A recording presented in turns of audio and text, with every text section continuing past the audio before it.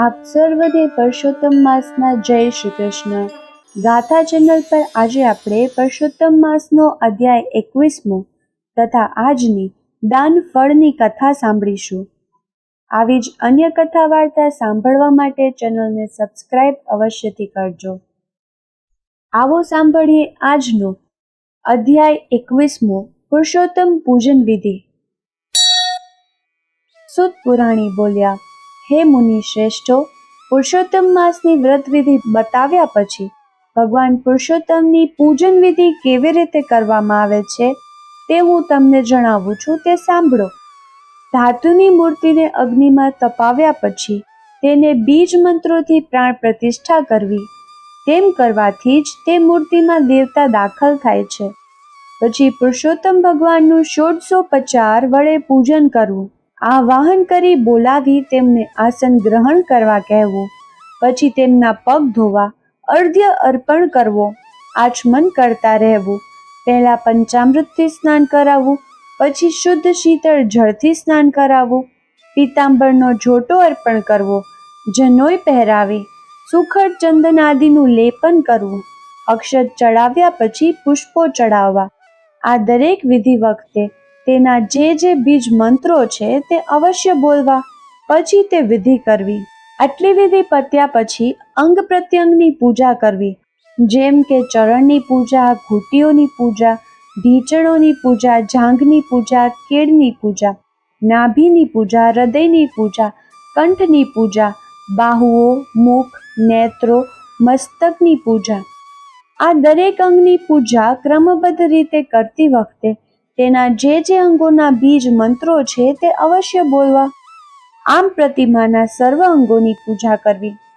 આટલું કર્યા પછી સુગંધિત ધૂપ અર્પણ કરવો, હોમ કરવો, નૈવેદ્ય ધરવું, જળ પાન કરાવવું, શ્રીફળ ધરવું, સોપારી કપૂરથી યુક્ત નાગરવેલનો પાન ધરવું, દાન કરવું. પછી આરતી ઉતારવી, પ્રદક્ષિણા કરવી, પુષ્પાંજલિ અર્પણ કરવી, છેલ્લે નમસ્કાર કરવા. આ બધી વિધિ માટે જે તે બીજ મંત્રનો ઉપયોગ કરવો. હે દેવોના દેવ, મેં પૂજન કર્યું છે, તેમાં કોઈ દોષ રહી ગયો હોય તો ક્ષમા કરી આ પૂજનને સંપૂર્ણ સ્વીકારી લેજો. એમ બોલી નામ મંત્રો પછી સ્વાહા લગાવી તલનો હોમ કરવો. આખો પુરુષોત્તમ માસ ભગવાનનો અખંડ દીવો પ્રતિમા આગળ બળતો રાખવો. આ રીતે ભગવાન વિષ્ણુનું ભક્તિભાવથી પૂજન કરનાર આ લોકમાં અનેક પ્રકારના સુખ ભોગવી અને પ્રભુના પરમધામ વૈકુંઠમાં જાય છે. શ્રી બૃહુ નારદીય પુરાણના પુરુષોત્તમ માસના મહાત્મ્યનો અધ્યાય 21મો સંપૂર્ણ. જો વિડીયો પસંદ આવે તો વિડીયોના અંતે કમેન્ટ અથવા તો વિડીયોને હાઈપ જરૂરથી કરજો. હવે આપણે સાંભળીએ આજની દાન ફળની કથા. ગામમાં પટેલ અને પટલાણી રહેતા હતા. તેમને એક દીકરો હતો. પટેલ અને તેનો દીકરો સવારે ખેતરમાં જાય તે સાંજે ઘેર આવે. પટલાણી ઘરનું કામકાજ પતાવી ભોજન તૈયાર કરી અને પતિ અને દીકરા માટે ભાથું લઈને જાય. બપોરે ત્રણેય સાથે બેસીને જમે. જમ્યા પછી થોડો આરામ કરી ત્રણેય કામે લાગી જાય. સંધ્યા સમયે ત્રણેય ખેતરથી ઘેર આવી જાય. ભોજન કર્યા પછી રાત્રે ત્રણેય ભજન કીર્તન કરે. ત્રણેયના મન સાફ હતા, કદી કોઈનું ખરાબ વિચારે નહીં. એવામાં પુરુષોત્તમ માસ આવ્યો. પટેલ પટલાણીએ વિચાર કર્યો, આ વખતે ગંગા સ્નાન કરીએ તો અધિક ફળ મળે. પટેલે 2 ગાડા જોડ્યા. 2 ગાડામાં ઘર વખરી હતી. એક ગાડામાં પટેલ બેઠા અને બીજા ગાડામાં તેમનો દીકરો અને પટલાણી બેઠા. આમ પટેલ ઘર વખરીના 2 ગાડા ભરીને કુટુંબ સાથે ગંગા નહાવા ચાલી નીકળ્યા. ત્રણેય ભગવાનનું સ્મરણ કરતા જાય અને રસ્તો કાપતા જાય. આમ અડધે રસ્તે આવ્યા. બપોરનો સમય થયો. કડકીને ભૂખ લાગી હતી, તેથી તેમણે એક ઝાડ નીચે ગાડા છોડી હાથ પગ ધોઈ જમવા બેઠા. આ બાજુ પુરુષોત્તમ ભગવાનને પોતાના ભક્તનું પારખું લેવાની ઈચ્છા થઈ. તેઓ સંન્યાસી રૂપ લઈ જ્યાં પટેલ કુટુંબ જમતું હતું ત્યાં આવ્યા. સંન્યાસીને આવેલ જોઈ પટેલ કુટુંબે તેમને નમસ્કાર કર્યા અને પ્રસાદ લેવા વિનંતી કરી. ત્યારે સંન્યાસી બોલ્યા, મને જરા પણ ભૂખ નથી, મારે ગંગા સ્નાન કરવા જવું છે. જો તું મને 2 ગાડામાંથી એક ગાડું આપે તો હું તેમાં બેસીને ઝટ ગંગાજીએ પહોંચી જાઉં.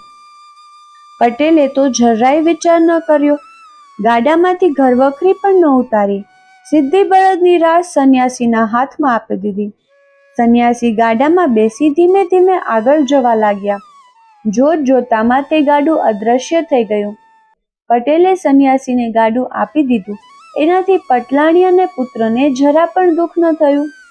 તેઓ બંને પટેલને કહેવા લાગ્યા, ગંગા નદી હજી ઘણી દૂર છે, ચાલીને ત્યાં પહોંચાશે નહીં, માટે આ ગાડામાં બેસી જાઓ.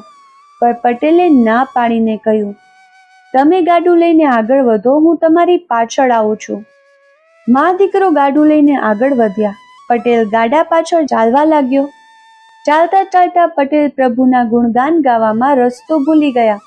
પટેલ ભૂલા પડ્યા અને જઈ ચડ્યા અઘોર વનમાં. ત્યાં નથી પાણી કે નથી ફળ ફળાદી, તોય પટેલ હિંમત હાર્યા વગર ચાલતા જ રહ્યા. આમ તે 3 દિવસ સુધી ભૂખ્યા અને તરસ્યા ચાલતા રહ્યા. હવે તેમનામાં ચાલવાની શક્તિ રહી નથી. ત્યારે પટેલ એક ઝાડ નીચે થાક ખાવા બેઠા. ત્યાં તો ઘનાક કરતું એક મોટું ફળ તેમની પાસે પડ્યું. પટેલે ફળને હાથમાં લઈને જોયું. ભૂખ ઘણી લાગી હતી, પણ અજાણ્યું ફળ ખાવું કઈ રીતે? પટેલ થોડોક થાક ખાઈ ઊભા થયા. ફળ પોતાની સાથે લીધું અને વિચાર્યું કે રસ્તામાં કોઈ મળશે તો પૂછી લઈશ, ખવાતું હશે તો ખાઈશ, નહીં તો ફેંકી દઈશ. તે થોડું આગળ ચાલ્યા. ત્યાં એક જીર્ણ શિવાલય તેમણે જોયું. તે શિવાલયમાં દાખલ થયા. ત્યાં બેઠા 3 દિવસ ભૂખ્યા તરસ્યા શિવજીને યાદ કરતા રહ્યા. ત્યારે શિવજીને પટેલ ઉપર દયા આવી. તેઓ પ્રગટ થયા. પટેલ શિવજીના ચરણમાં ઢળી પડ્યા. શિવજીએ પ્રસન્ન થઈ તેને કંઈ માંગવા કહ્યું. ત્યારે પટેલે જણાવ્યું, હે ભોળાનાથ, હું 6 દિવસથી ભૂખ્યો તરસ્યો છું. તમે હા પાડો તો આ ફળ ખાવ. શિવજી બોલ્યા, આ ફળ વિશે હું કંઈ જાણતો નથી. ચાલો આપણે વૈકુંઠમાં જઈ ભગવાન પુરુષોત્તમને પૂછીએ. શિવજીની ઈચ્છા પટેલને વૈકુંઠને દર્શન કરાવવાની હતી. શિવજી પટેલને લઈને વૈકુંઠમાં આવ્યા. ભગવાન પુરુષોત્તમના દર્શન કરતા જ પટેલ એકદમ તેમના ચરણોમાં ઢળી પડ્યા અને પૂછવા લાગ્યા, પ્રભુ, આ ફળ ખાવું કે નહીં? પટેલના ભોળપણ ઉપર ભગવાન હસી પડ્યા. તેઓ બોલ્યા, હે ભક્ત, આ દાન ફળ છે. મહાપુણ્યશાળીને જ આ ફળ પ્રાપ્ત થાય છે. તું તારે મજેથી ખા. પટેલે ફળ ખાધું. ફળ ખાતા જ 32 કોઠે દીવા થયા. ત્યાં જ પટેલની નજર પોતાના ગાડા ઉપર પડી. પાસે બીજું ગાડું પણ હતું. તેમાં પટલાણી અને તેમનો દીકરો બેઠા હતા. પટેલે પ્રભુ સામે જોયું. ત્યારે ભગવાન બોલ્યા, હે ભક્ત, તે જરાય ખચવાટ વગર ગાડું આપી દીધું. તેના પુણ્ય ફળ રૂપે તને અને તારા પરિવારને વૈકુંઠ દર્શનનો લાભ મળ્યો. હવે તારે વૈકુંઠમાં રહેવું છે કે પૃથ્વી ઉપર જવાની ઈચ્છા છે? ત્યારે પટેલ બોલ્યા, હે પુરુષોત્તમ ભગવાન, મને અને મારા કુટુંબને હવે પૃથ્વી ઉપર નથી જવું. અમે તો વૈકુંઠમાં જ રહીશું. અમૃત માસે સ્નાન ધ્યાન કરી કરે કે જે દાન, વૈકુંઠ સદેહ ભોગવે રહે સાથ ભગવાન. બોલીએ શ્રી પુરુષોત્તમ ભગવાનની જય.